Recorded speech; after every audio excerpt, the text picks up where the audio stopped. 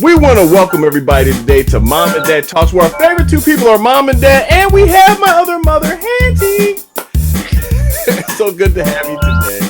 So we have an interesting one today, and I thought it'd be interesting because as spouses, we're not perfect. Neither is our spouse perfect. So the question today is, when our spouse jacks up or messes up, how should we approach it and handle it?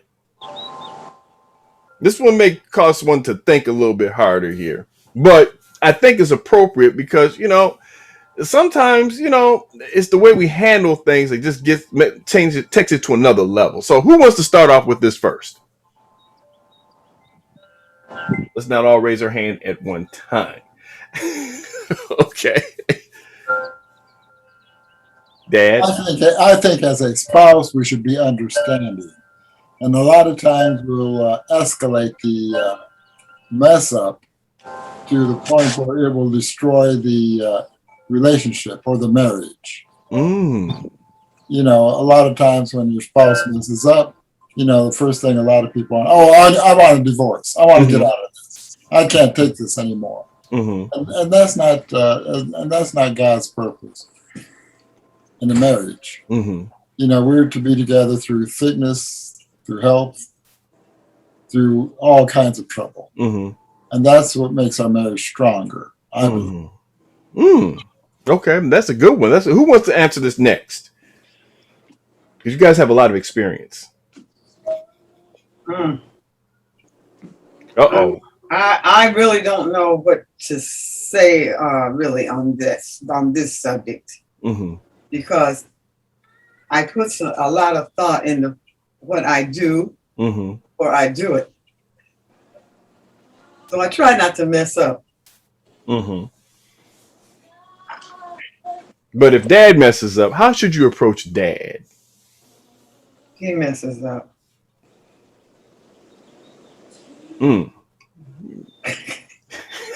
Tough one today, folks. We got him speechless today. Look at him. That's a tough question because, I don't know. While you're thinking, Mom, I'm going to hit Hantie up. Hantie, give us some words of wisdom in this. Well, I've had two chances to make it right. Yes. And yes. She had two chances.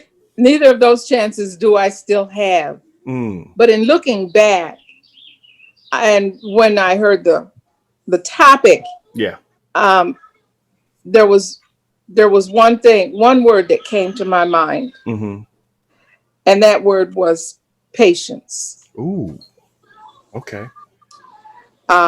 Whether you're the messy or the messer, it doesn't matter. Like Dell said, in sickness and in health, we don't know if that person is sick when they mess up. We don't know that. And in not knowing, we have to show patience before we, explode. And if they're sick, they don't even know that they've messed up. That has been my experience. And if I'm the forgivee, if I'm supposed to be forgiven, I'm not going to explode because you don't know what's behind it. I like that. Try to get an understanding of try to feel it behind before you just go off.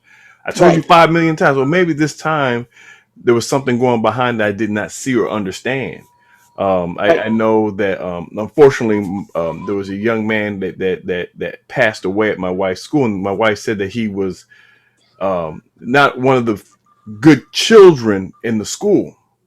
But when she heard the story that this young man lost his parents as being raised by his sister, who had to be 18 or 19 years old, then the understanding took place. Like, you know what? That's why that child was messed up. And that's why I love what you all are saying, because there's a lot of wisdom in this, is that you got to have patience and you got to have understanding before you approach the situation. Especially when it comes to a spouse, because a lot of times when you are a spouse and your spouse messes up, there's no spouse that's perfect. That's just the reality of life. Okay. Mm.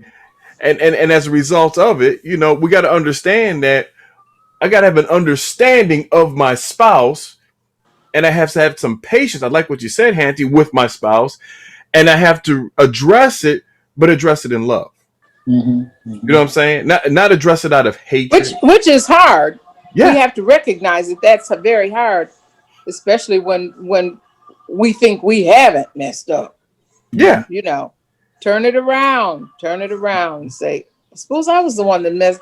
I would want somebody to be patient with me. Mm-hmm. Mm-hmm. I think that, yeah. What you gonna say, Dad? I was going to say that, I talked with a teacher that he had a very wise saying. Mm-hmm. Will this make a difference 5 years from now? Ooh. Ooh. And if it doesn't make a difference in 5 years, it's not worth fighting over. Mm. And he had a wife that was very difficult just to be around. And he had a long marriage. And I believe they're still married. But will it make a difference 5 years from now? Doesn't make a difference? Let it go. If it does make a difference, well, you have to stand your ground. No, and I think that's not saying marriage is an art of war. The Art of War, I like. It's a very good book if you have a chance to read it. Basically states that if you're always fighting all the time, it drains your resources to the point where you can't even fight anymore when someone counteracts and punches you. So you should not have prolonged fights, prolonged campaigns, as we'll call it, in the marriage, right? Because eventually it's going to wear and drain both your resources where something else takes over.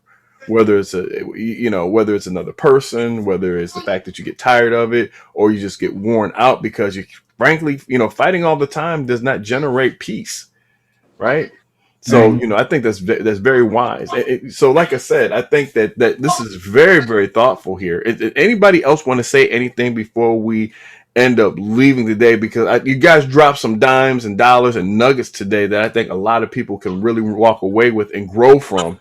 Because this is something that happens in a lot of homes where, frankly, they don't talk about. How do I approach my spouse when they jack up? And you guys have been married for a long time and had successful marriages. And I've learned from all you all of how you handle it. Because, like I said, there's some difficult moments, but you handle them very well. We're not perfect in them, but I think this will help people. So, anybody else want to say something before we get off today? Wow, we are speechless today. This is the first time in Mom and Dad Talks where nobody has more. This is more reflective. So, I think that's a very powerful thing of basically having this understanding. So I just want to have everybody understand today, have patience with your spouse, have an understanding with your spouse before you approach your spouse out of spite and anger. I just have one question. Yeah. Patience in what?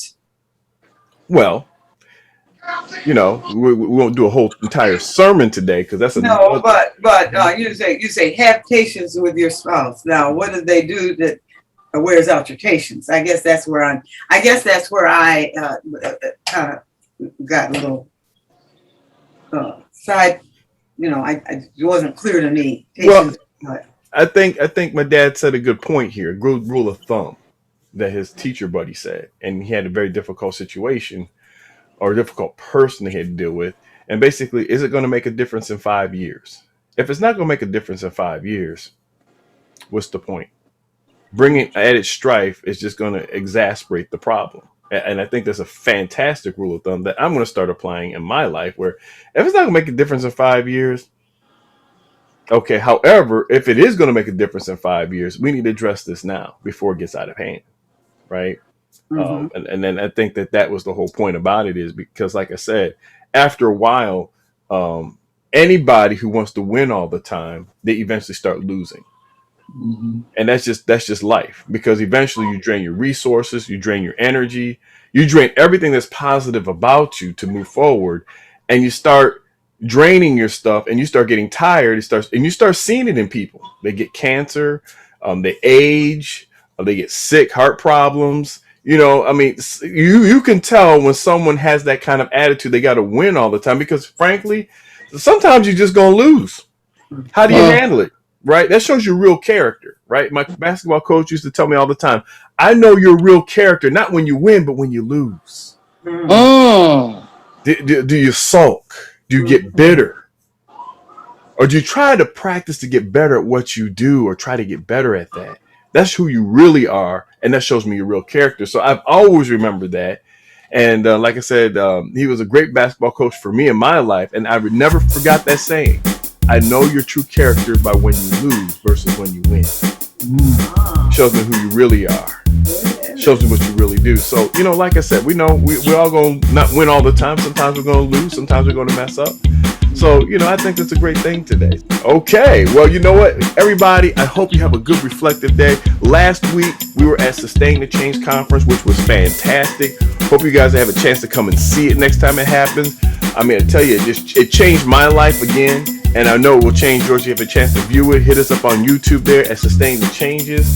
And I'm telling you, folks, it was a very powerful ministry. So until next time, we'll see you next week on Mom and Dad Talks.